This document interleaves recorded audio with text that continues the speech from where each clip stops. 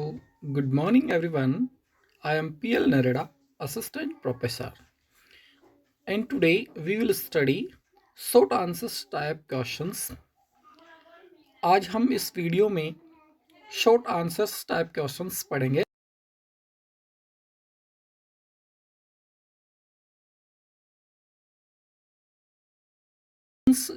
विभिन्न प्रतियोगी परीक्षाओं में महत्वपूर्ण होंगे, जैसे आरपीएससी है, एसएससी है, बैंकिंग है, रीट है, teacher grade first second third.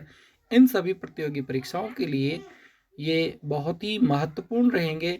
तो चलिए स्टार्ट करते हैं क्वेश्चन से। हमारा ये वीडियो आपके लिए बहुत उपयोगी रहेगा। एलिजाबेथन पीरियड स्टार्ट फ्रॉम्स, यहाँ पर हम बात करते हैं कि एलिजाबेथन पीरियड की स्टार्टिंग कब से है और ये कब तक है। देखिए, इसका राइट आंसर है एलिजाबेथन जो पीरियड है वो 1558 से 1603 के बीच की अवधि है। एलिजाबेथ इंग्लैंड की जो महारानी थी, उसका जो शासनकाल है, जो रेन है, वो 1558 टू 1603 माना जाता है। सेकंड क्वेश्चन देखिए, who wrote ice and fire. Ice and fire किसने लिखा? इसका राइट आंसर है Elizabethan poet Edmund Spenser wrote this poem.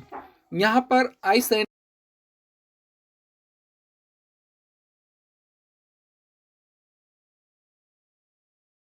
को एडमंड स्पेंसर ने लिखा है। एडमंड स्पेंसर एलिजाबेथन पोइट है। नेक्स्ट क्वेश्चन है, from where ice and fire derived. Ice and fire कहां से ली गई है? आइस एंड फायर जो सोनेट है वो कहां से लिया गया है? It is derived from a sonnet sequence named Amoretti. यहां पर मैं आपको बता दूं, एडमंड स्पेंसर जो एलिजाबेथन कवि है, उन्होंने एक बुक लिखी है और उसका नाम है एमोर्टी। और उस एमोर्टी में बहुत सारे सोनेट है, उसमें 89 सोनेट्स हैं। और उसमें से ये 30वें नंबर का, यानी नंबर 13th सोनेट जो है, उसका टाइटल आइस एंड फायर है। It was written for Spenser's beloved Elizabeth Boyle. और ये जो सोनेट्स हैं एमोर्टी के, ये एलिजाबेथ बॉयले को डेडिकेट करके लिखे हैं, जो कि एडमंड स्पेंसर की बिलव्ड थी। नेक्स्ट क्वेश्चन हमारा है, how many sonnets are there in Amoretti. Amoretti जो बुक है एडमंड स्पेंसर की, उसमें कितने सोनेट्स हैं? There are 89 sonnets. यहाँ पर 89 सोनेट्स उसमें हैं। 88 सोनेट्स के बाद लास्ट में एपिथैल्मियन उसमें उपसंहार के रूप में बताया जाता है, जिसमें एडमंड स्पेंसर की शादी हो जाती है, यानी वो विवाह गीत जिसको कहा गया है। नेक्स्ट क्वेश्चन है, टू बी और not to be is taken from. To be और नॉट टू बी जो है एक कविता है, जिसको कि सोलिलोकी कहा जाता है। ये कहाँ से ली गई है? तो इसका राइट आंसर होगा, it is a soliloquy by William Shakespeare. ये विलियम शेक्सपियर की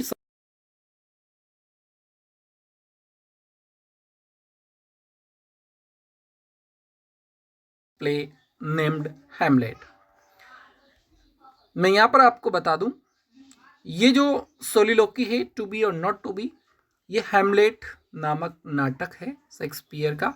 उसके एक थर्ड का पहला ही सीन है, सीन फर्स्ट है। When to the session of sweet silent thought, who wrote this poem. When to the session of sweet silent thought, ये कविता किसने लिखी है? ये एक सोनेट है और ये किसने लिखा है? William Shakespeare wrote for his friend WH। ये सोनेट विलियम शेक्सपियर ने लिखा है। When to the session of sweet silent thought, यानी जब मेरे अंदर मधुर विचारों का सत्र चलता है, इस तरह से ये सोनेट विलियम शेक्सपियर का है। और ये उसने उसके फ्रेंड WH को डेडिकेट करके लिखा है। उसका फ्रेंड था WH Henry Wriothesley, earl of Southampton, जो कि साउथम्पटन का अर्ल था। उसकी मौत पर यह सोनेट लिखा गया था। Right the names of 2 metaphysical poets. यहाँ पर ये क्वेश्चन है, आप कोई से भी 2 मेटाफिजिकल कवियों के नाम बताइए। मेटाफिजिकल मतलब पराभौतिक कवियों के नाम बताइए। जॉन डन, एंड्रयू मार्वेल, यहाँ पे 2 नाम बताए हैं, हेनरी वॉम है। ये मेटाफिजिकल कवि हैं। मेटाफिजिकल युग जो है एलिजाबेथन काल में, मेटाफिजिकल एक एज हुआ करता था।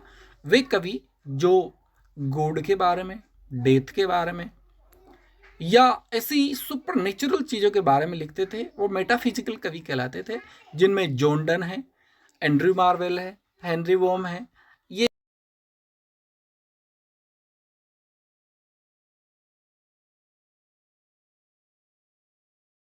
ये 2 कविताओं का नाम यहाँ पे हैं। एक है डेथ बी नॉट प्राउड और दूसरा है go and catch a falling star. इन दोनों के कवि कौन हैं? इन दोनों के कवि हैं जॉन डन। जॉन डन जो कि मेटाफिजिकल कवि हैं, इन्होंने ये दोनों पोएम लिखी है। The retreat is a poem by. Retreat किसके द्वारा लिखी गई कविता है? द रिट्रीट, रिट्रीट का मतलब होता है वापस लौटना। रिट्रीट जो कविता है वो किसके द्वारा लिखी गई है? This is a poem by a metaphysical poet Henry Wurm about childhood। यहाँ पर मैं आपको बता दूं, रिट्रीट जो कविता है हेनरी वॉर्म की कविता है और ये चाइल्डहुड के बारे में हमें बताती है, यानी ये कविता हमें बचपन के बारे में बताती है। हमारा नेक्स्ट क्वेश्चन है, who wrote Thoughts in a Garden. Thoughts in a Garden कविता किसने लिखी है? Andrew Marvell wrote it about nature। Thoughts in a Garden जो कविता है वो एंड्रयू मार्वेल की कविता है और ये नेचर के बारे में हमें बताती है। नेचर के बारे में, जब हम नेचर में जाते हैं तो उसमें हमारे शरीर को, फिजिकल, हमारे माइंड को, मस्तिष्क को और हमारी आत्मा को कितना आनंद आता है, इसके बारे में इस कविता में बताया है। From which poem Lucifer in hell is taken. यहाँ पर एक कविता का नाम दिया गया है लूसीफर इन हेल। ये कविता कहाँ से ली गई है?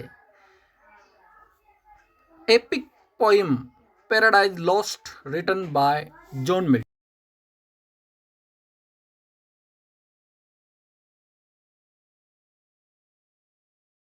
है।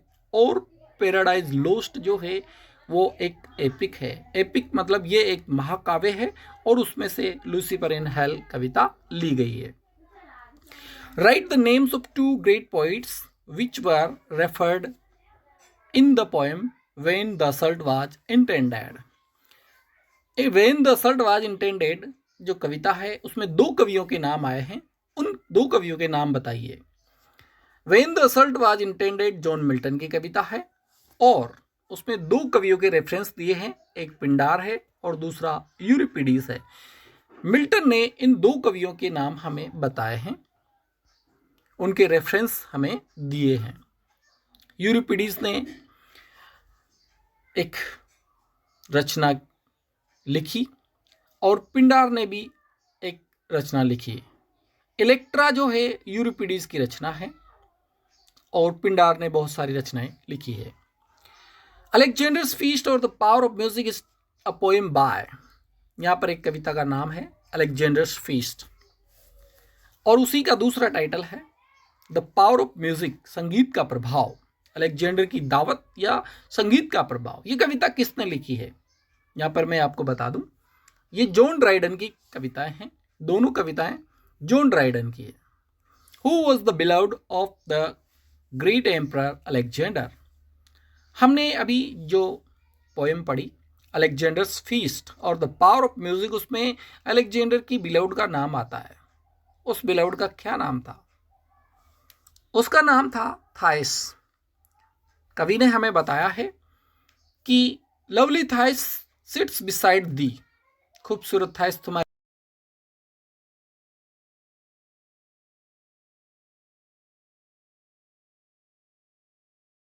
ऐसे on criticism is derived from. एक कविता का नाम है ऐसे ऑन क्रिटिसिज्म, आलोचना पर लेख। ये कविता किसने लिखी है और ये कहाँ से ली गई है? It is taken from a long book essay on criticism. देखो यहाँ पे एसे ऑन क्रिटिसिज्म जो कविता है वो एसे ऑन क्रिटिसिज्म नामक एक बड़ी कविता से एक छोटा सा भाग है और ये उसी में से लिया है जो कि पॉप की रचना है। What is हाइपरबल? हाइपरबल क्या होता है? यहाँ पे एक शब्द है, फिगर ऑफ स्पीच है ये, हाइपरबल। हाइपरबल का मतलब क्या होता है? हाइपरबल का मतलब होता है अतिशयोक्ति अलंकार। It is style of speech in which exaggeration is use. यह स्टाइल है स्पीच का जिसमें अतिशयोक्ति काम में ली जाती है। अतिशयोक्ति मतलब किसी भी बात को बहुत बड़ा चढ़ा के उसको कहा जाता है। Right 10,000 days and nights is a good example of it. 10,000 दिन और 10,000 रात घोड़े की पीठ पे बैठ के सवारी कर लो। It is not possible though in common talk we can say we use such sentences but in real life it is not possible. वास्तविक जीवन में ऐसा संभव नहीं है। 10,000 दिन और 10,000 रात घोड़े की पीठ पे बैठना आसान नहीं है। लेकिन जब हम बातचीत करते हैं तो इस तरह के सेंटेंस हम काम में लेते हैं और ये अतिशयोक्ति होता है। What is ballot? बैलेट क्या होता है? बैलेट अ लॉन्ग पोएम और सॉन्ग दैट टेल्स स्टोरी। एक लंबी कविता या एक लंबा गीत जो एक स्टोरी बताता है वो बैलेट कहलाता है। जैसे क्रिस्टा बेल जो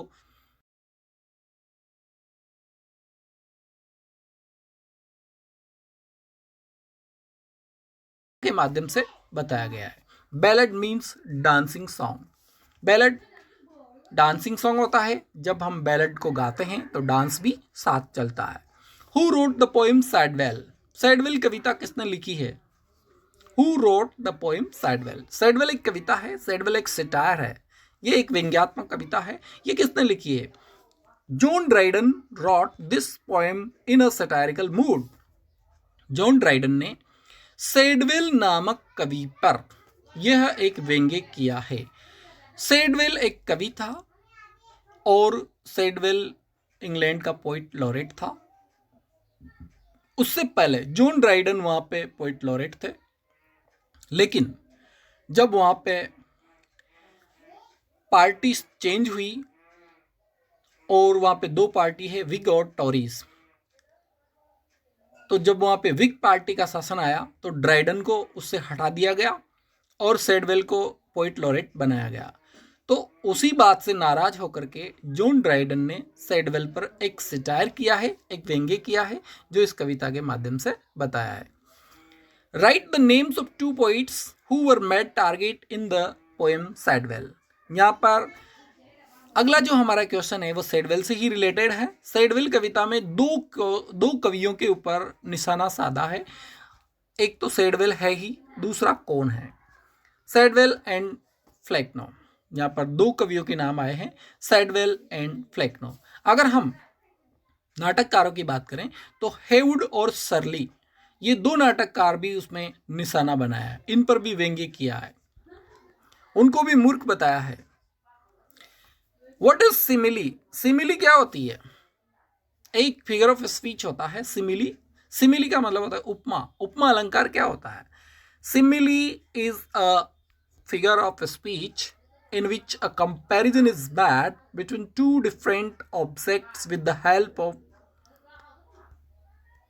words is like etc. Simile एक ऐसा छंद होता है, अलंकार होता है जिसमें एक तुलना की जाती है दो अलग अलग चीज़ों के बीच में। डिफरेंट ऑब्जेक्ट होने चाहिए, यानी चीज़ें अलग अलग होनी चाहिए, एक जैसी नहीं होनी चाहिए। सीता गीता जैसी है, दोनों लड़कियां हैं, उनमें कंपैरिजन है, उनमें सिमिली नहीं है।